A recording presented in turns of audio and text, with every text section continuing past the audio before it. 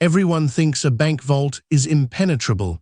They're catastrophically wrong. The United California Bank in Laguna Niguel, 1972. A vault, considered state-of-the-art, holding millions in cash, bonds, and valuables. It was a fortress, or so the public believed. But on March 24, 1972, that illusion shattered, exposing a vulnerability few could have imagined. This wasn't a smash and grab. It was a meticulously planned operation, an inside job orchestrated by a figure who understood not just security systems, but human nature. A man named Amal Dincio, a seasoned safecracker with a reputation for audacity, but he needed local intelligence. Dincio's crew, a collection of East Coast criminals, arrived in California months earlier. They blended in, scouting, observing. Their target wasn't just the vault, it was the bank's routines, its vulnerabilities, and critically, the layout of the building itself. This wasn't about brute force, it was about precision. The key to their entry wasn't the front door, nor was it the roof. It was a seemingly innocuous adjacent property. A vacant space, soon to be a restaurant, shared a common wall with the bank. This was their tunnel, their secret path into the heart of the vault. For 2 months, under the guise of preparing the restaurant space, Dincio's team worked. They tunneled meticulously, quietly. Their tools were simple: drills, chisels, and an intimate understanding of concrete and rebar. Their progress was slow, deliberate, and entirely undetected. The challenge wasn't just breaking through the wall. It was the vault itself, a massive, reinforced steel structure.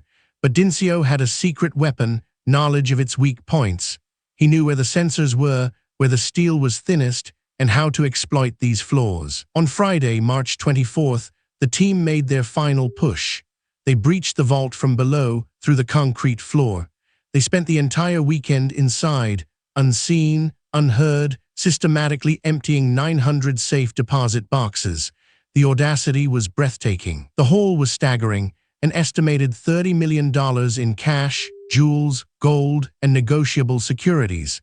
This wasn't just money, it was the life savings, the heirlooms, the secrets of hundreds of depositors. The sheer scale of the theft was unprecedented for its time. When the bank opened on Monday morning, the scene was one of disbelief.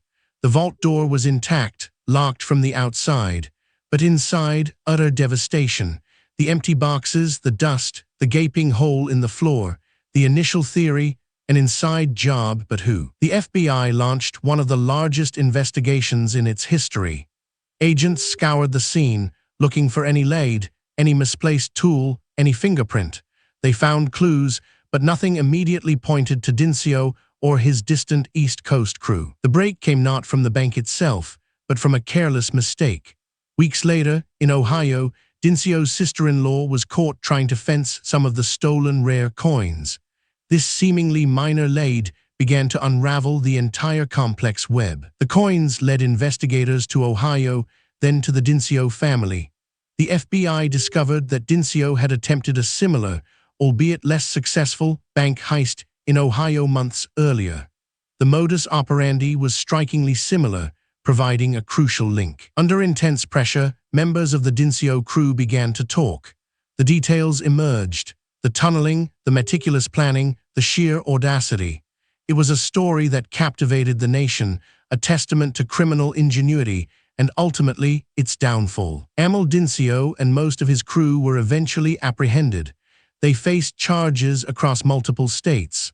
While much of the stolen property was recovered, a significant portion, particularly the cash, vanished, never to be seen again. The United California Bank heist forced a re-evaluation of bank security nationwide. It proved that even the most formidable vaults were vulnerable if the right inside knowledge and meticulous planning were applied. The incident became a case study in criminal psychology. The legacy of the Laguna Niguel heist isn't just about the money stolen or recovered.